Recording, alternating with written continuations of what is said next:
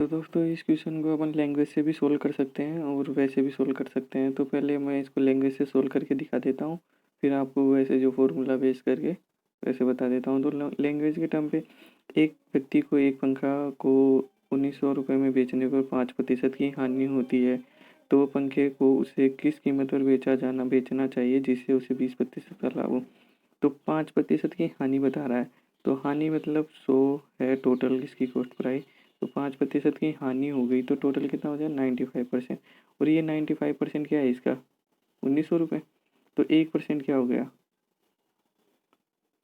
1900/95। ठीक है, प्रतिशत हटा देंगे, मल्टीप्लाई 100 कर देंगे। तो ये नीचे 19 से 5 कट जाएगा और ये यहाँ से 2 से कट जाएगा, तो लगभग 2000 आएंगे। इसको कैलकुलेट करके देख लेना, यहाँ से 2000 रुपये आएंगे इसके। तो ये 2000 रुपये एक मतलब 100%। 1% होता है तो 20 आ जाता है, 100% हो जाएगा तो 2000 रुपये आ जाएंगे इसके। इसके बाद में अब आपके पास ये इसकी कॉस्ट प्राइस आ गई। कॉस्ट प्राइस 2000 रुपये आ गई। तो आपको क्या निकालना है कि इस पर लाभ कमाना है। तो जब 100% 2000 है तो 20% का लाभ कमाने के लिए मैं इसको 120% कर दूंगा। तो हम बस इसको सिंपल सा 2000 को 120 से मल्टीप्लाई कर देंगे बटा 100। प्रतिशत है तो मैं इसको प्रतिशत हटा दूंगा, और जब इसको सोल्व करेंगे तो यहाँ से आ जाएगा 2400 रुपये। तो ठीक है दोस्तों, ये तो हो गया इसका सिंपल सा, लैंग्वेज को फॉलो करते हुए सोल्व करेंगे तो इजीली हो जाएगा। अब एक तरीके से और कर सकते हैं इसको कि आपको पता है कि अपन फॉर्मूला भी यहाँ यूज कर सकते हैं इसको, तो वो भी करके बता देता हूँ मैं आपको। कि सबसे पहले वो बोल रहा है कि अपने पास 5% की हानि हो गई। तो जो 100% है इसका क्रय मूल्य, इसका 100% है, 5% की हानि हो गई तो 95% बचा। ठीक है, तो क्रय मूल्य निकालना मेरे को, कॉस्ट प्राइस। तो वो हो जाएगी 1900 का 100% बनाना है और नीचे 95, क्योंकि क्रय मूल्य ज़्यादा है और 1900 में बेचा है तभी तो अपने को हानि हुई है। विक्रम क्रय मूल्य ज़्यादा है, विक्रय मूल्य कम है। ठीक है, ये 1900 यहाँ विक्रय मूल्य है। ठीक है दोस्तों, तो यहाँ से ये डायरेक्ट आ जाएगा 1, नीचे 5 और इससे काटेंगे तो 2000 सेम आएगा। सेम सी कैलकुलेशन है, आपको थोड़ा सा अलग लगेगा, बाकी कुछ अलग नहीं है। अब ये मेरे पास 2000 आ गए। अब 20% का लाभ कमाना है इसी पे, तो मैं इसको 120 कर दूंगा। अब लाभ कमाना है तो वैल्यू बढ़ेगी, तो लाभ कमाएंगे और तो सेलिंग प्राइस आएगी, कितने में बेचना है तो सेलिंग प्राइस निकालेंगे यहाँ पे तो 2000। और वैल्यू को बढ़ाना है तो ऊपर बढ़ेंगे, नीचे छोटी संख्या, और यहाँ से ये भी 2400 आ जाएगा। ठीक है दोस्तों, इस टाइप से आप इस टाइप के क्वेश्चन को सोल्व कर सकते हैं। चलिए अब नेक्स्ट क्वेश्चन पे चलते हैं। तो दोस्तों नेक्स्ट क्वेश्चन है, एक वस्तु का अंकित मूल्य उसके, ये यहाँ क्रय मूल्य है, क्रय मूल्य से 20% अधिक है। यदि वस्तु के अंकित मूल्य पर 5% की छूट दी गई है तो लाभ प्रतिशत कितना है, क्वेश्चन मार्क। तो अब सबसे पहले मैं यहाँ मानूंगा कि मेरा क्रय मूल्य है, क्रय मूल्य ही नहीं देखा, क्रय मूल्य को मैं मानूंगा 100। ठीक है, 100 माना, और अंकित मूल्य है क्रय मूल्य से 20 अधिक है, तो अंकित मूल्य कितना हो जाएगा, अंकित मूल्य 20 अधिक है तो 120 हो जाएगा। ठीक है, अब यहाँ से सेलिंग प्राइस क्या हो जाएगी अब, तो एसपी, तो इसको बोल देंगे विक्रय मूल्य। तो विक्रय मूल्य क्या होगा कि जब अधिक है तो मैं वैल्यू को कम करूँगा, जब भी तो इसकी छूट मिलेगी 5% की।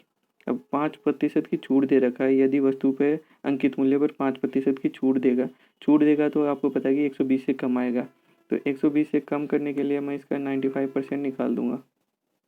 ठीक है, सीधा सा सिंपल सा, क्योंकि 5% की छूट दे दी तो 100 में से 5 कटा के 95 निकाल देंगे इसका 120 का। तो यहाँ से आ जाएगा 114, इसको कैलकुलेट करेंगे तो ये आ जाएगा 114 रुपये। ठीक है दोस्तों, तो 114 आ जाएगा। अब आपके पास जो एक्चुअल में जो मैंने माना था सीपी वो 100 है, और आपका एसपी आया 114।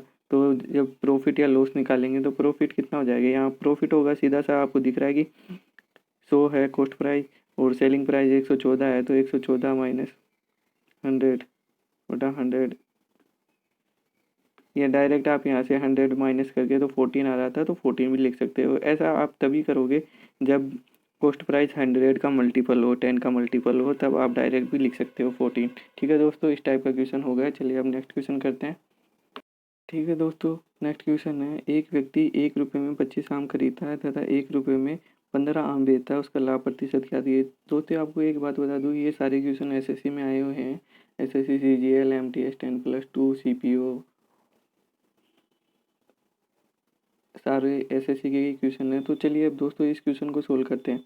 तो इस क्वेश्चन में सबसे पहले आपको दे रखा है कि 1 रुपये में, तो मैंने लिखा पहले एक तरफ रुपए और एक तरफ कितनी वस्तुएं हैं, मतलब आम है, तो आम लिख दिए मैंने एक तरफ। तो 1 रुपये में मैंने 25 आम ये खरीदा, ये तो मेरी हो गई कॉस्ट प्राइस। और यहाँ सेलिंग प्राइस क्या दे रखा है कि 1 रुपये में 15 आम। ठीक है दोस्तों, अब सबसे पहले मैं वस्तुओं को बराबर करता हूँ। तो इनको बराबर करने के लिए मैंने इसको 3 से मल्टीप्लाई किया और इसको किया मैंने 5 से, तो ये 75 हो जाएगा और 75। अब इसको भी मैंने 3 से मल्टीप्लाई करूँगा दोनों तरफ और इधर 5, क्योंकि जब 3 वस्तुएं और 5 वस्तुएं, अब इधर वस्तुएं बराबर हो गई तो उनका इन 75 वस्तुओं का कॉस्ट प्राइस आ गया और इधर 75 वस्तुओं का सेलिंग प्राइस आ गया। ठीक है दोस्तों, तो अब यहाँ से आपका क्वेश्चन हो गया। तो यहाँ क्या है, आपके पास कॉस्ट प्राइस भी है, सेलिंग प्राइस भी है। तो कॉस्ट प्राइस कितना है 3 और सेलिंग प्राइस कितना है 5। अब आपको पता है कि सेलिंग प्राइस ज़्यादा है, विक्रय मूल्य 5 है, तो अपने को यहाँ प्रॉफिट हो रहा है, तो प्रॉफिट परसेंटेज कितना हो जाएगा, इनका डिफरेंस 2। और प्रॉफिट कैलकुलेट किस पे करते हैं, कॉस्ट प्राइस पे। तो यहाँ से आंसर निकाल लीजिए, यहाँ से आंसर आ जाएगा 200/3, तो इसको लिख सकते हैं आप 63%। ठीक है दोस्तों, इस टाइप के क्वेश्चनों को ऐसे करना है। आपको जो भी दे रखा है आइटम, उसको बराबर कर लेना है दोनों तरफ सेम मल्टीप्लाई करके, और उसको बराबर होने के बाद में एक तरफ आपको कॉस्ट प्राइस मिल जाएगी, एक तरफ सेलिंग प्राइस मिल जाएगी, और आप सोल्व कर सकते हैं इसको आसानी से।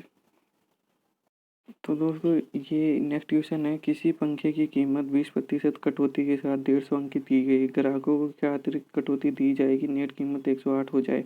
ठीक है दोस्तों, अभी हम 20% की कटौती कर रहा है, तो मतलब इसकी जो कीमत है वो 80% है। तो कॉस्ट प्राइस यहाँ से निकालेंगे, तो यहाँ क्या है कि जो ये 150 है ना, ये जो एक्चुअल इसकी कॉस्ट प्राइस आएगी उसमें 20% बढ़ा के लिखा गया है। ठीक है दोस्तों, तो अपन ये 20% कम कर देंगे इसमें, तो इसका ये 80% हो जाएगा। तो 150 का पहले 80% निकाल लेते हैं अपन। तो 150 का 80% कितना हो जाएगा, ये आ गया 120, 15 में, तो ये 120 रुपये कॉस्ट प्राइस आ गई। अब 120 रुपये में भी ये बोल रहा है कि 108 रुपये में बेचे हैं, तो कितनी कटौती, कितनी परसेंट डिस्काउंट, तो इन दोनों का डिफरेंस, जब 120 में इसका कॉस्ट प्राइस है और ये फिर भी बोल रहा है कि 108 में बेचे, तो इनमें 12 का डिफरेंस है, तो 12 का डिफरेंस लगा देंगे अपन।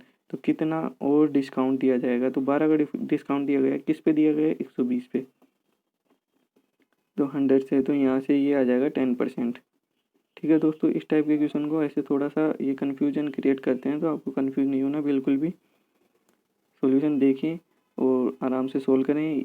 ऐसे सोल्व नहीं होता ना, तो डायरेक्ट ऐसे थ्योरी के जैसे अपन करते हैं कि 100 है, वैसे ही जो मैंने पहले भी किया है कि 100% इतना होगा, वैसे करें। ठीक है दोस्तों, हम नेक्स्ट क्वेश्चन करते हैं।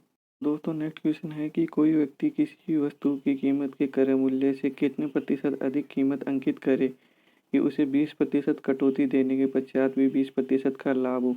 तो मान लीजिए मेरे पास ये इसका क्रय मूल्य कॉस्ट प्राइस मैंने 100 मान लिया। अब जब मैं इसको बेचूंगा 20% लाभ कमाना है, तो इसको 120 में बेचूंगा। ठीक है, ये मेरा इसका सेलिंग प्राइस हो गया एसपी। अब इसका जो मार्क प्राइस है वो मान लिया कि मैंने एक्स है, तो एक्स है, तो 20% की कटौती के बाद में वो कितना बच जाएगा, 80 बच जाएगा। 20% की कटौती कर दूंगा मैं, तो ये एक्स का 80% किसके बराबर होगा, ये मेरी सेलिंग प्राइस के बराबर होगा। तो यहाँ से मैं इसको कैलकुलेट कर लूँगा, तो यहाँ से मेरे पास एक्स की वैल्यू आ जाएगी 150, इसको मल्टीप्लाई करूँगा तो इसका डिवाइड करूँगा तो 150 आ जाएगा। ठीक है दोस्तों, ये मेरे पास आ गए मार्क प्राइस, मतलब अंकित मूल्य। अंकित मूल्य आने के पास बाद में अब आपको ये पूछा है कि कितना लाभ होगा,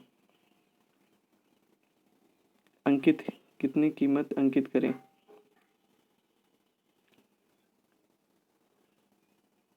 यहाँ पूछा गया है कितने प्रतिशत अधिक कीमत अंकित करें, तो यहाँ 150 आ रहा है, मैंने किए थी 100, तो यहाँ कितना हो गया ये 150 माइनस 100, तो 50% ज़्यादा हो गया ना। तो 50% अधिक कीमत अंकित करेंगे तब जाके ये होगा। ठीक है दोस्तों, एक बार क्वेश्चन को रीड कर लीजिए दोबारा और ध्यान से देख लीजिए, वीडियो को रिवाइंड कर करके देखिए तो आपको समझ में आ जाएगा ये कि मैंने कॉस्ट प्राइस पहले 100 माना, 20% का लाभ कमाना है तो मैं इसको 120 में बेचूंगा। 120 में बेचूंगा तो मेरी जो मार्क प्राइस है वो 20 रुपये डिस्काउंट दे रहा हूँ, छूट दे रहा हूँ, तो वो मार्क प्राइस का 80% होगा और ये मेरा SP के बराबर होगा। ठीक है दोस्तों, चलिए अब नेक्स्ट क्वेश्चन पे चलते हैं।